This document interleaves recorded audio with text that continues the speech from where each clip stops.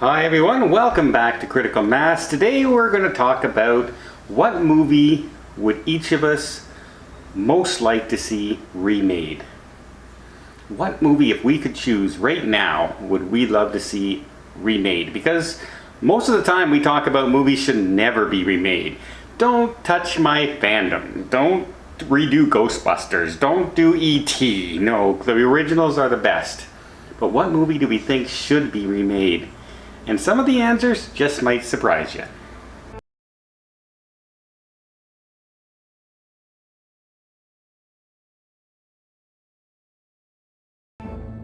Paul's the one who brought us this topic, so I'll let Paul lead off with, Paul, if your choice right now to have a movie remade, any movie in the world, what movie would it be? Well, mine is going to go back to 1985. That was the year that Back to the Future came out and dominated everything. So there was this nice little movie that you may not recall or have even seen called The Heavenly Kid. And the plot of this movie was, it was in the time of the greasers in the 1950s, and Bobby was racing for pink slips. And there's a tragic accident when his car goes over a cliff. And so Bobby's dead. Except in order to get to heaven, he has to earn his way. Because, you know, being a greaser, he wasn't a great guy.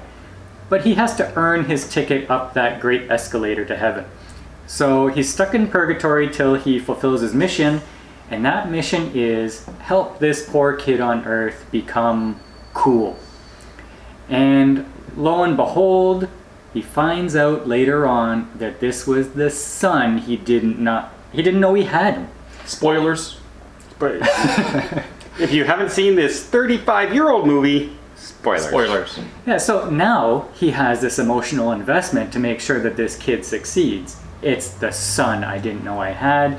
And then he goes and he has to reconnect with his former lover, who is, by the way, the mother from Malcolm in the Middle.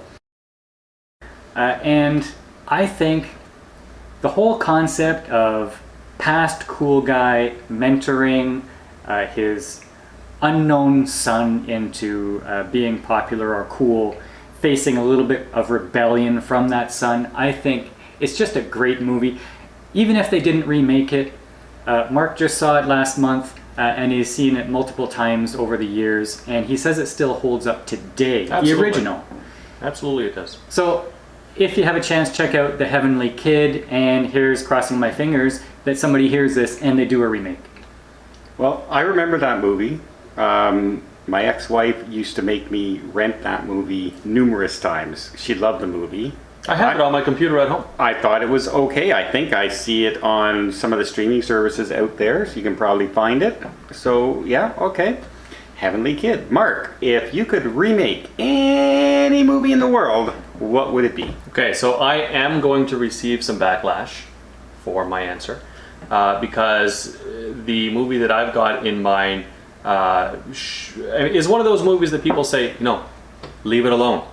It's a classic and it's fine the way it is. However, if you've gone back recently and watched E.T., I know I'm going to receive, I know, comment below. Comment, but hashtag Mark. Remaking a classic. Remaking a classic, because I think that using today's technology and filming techniques, what you remember, I know you have not seen E.T.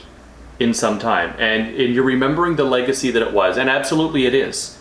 However, using today's filming techniques and computer-generated assistance, I think that E.T. could really, they could really do a good job with it. See, I think looking back at the puppetry and the nostalgia and just the corniness of it is part of the charm of the original E.T. Sure it is, and that charm will remain.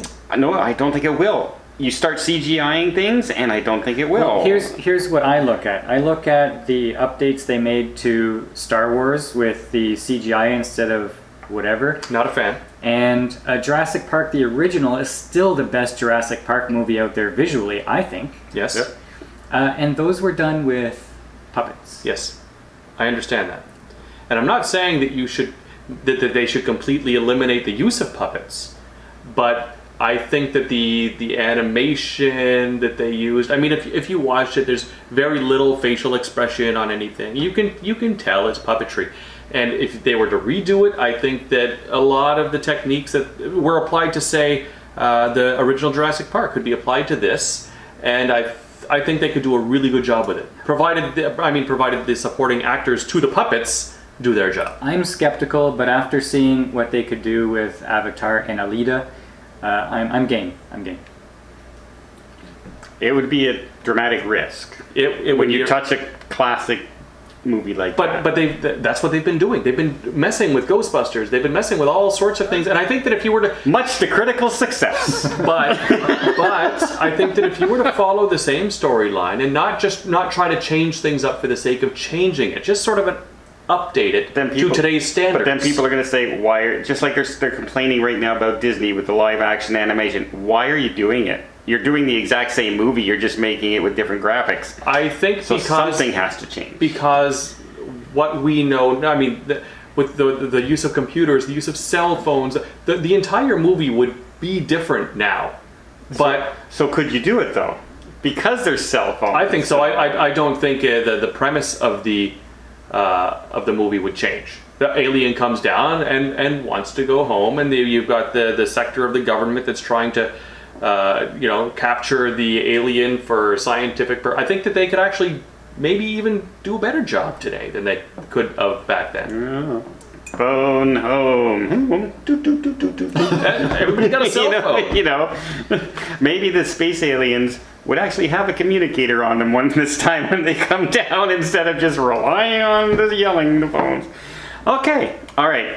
I decided to take a different track on this one. I am going to say a movie that actually made me completely angry when I watched it, and that was... Who Wants to Marry a Millionaire? Can you guess? Well, it better not be The Last Jedi. It's absolutely The Last Jedi. Okay, but here's the thing. By doing a remake, you're remaking the same story. No. A redo of The Last Jedi. The story of the movie has to remain the way it is. Relatively You're still going to have the same people, same No. characters. You can't. Only better. You can't plug a different story and say, "Oh, it's a remake of The Last Jedi" because it shares the same title. Well, I know that you hated the movie, but that's not how this works. Let me think of another one and come back to you.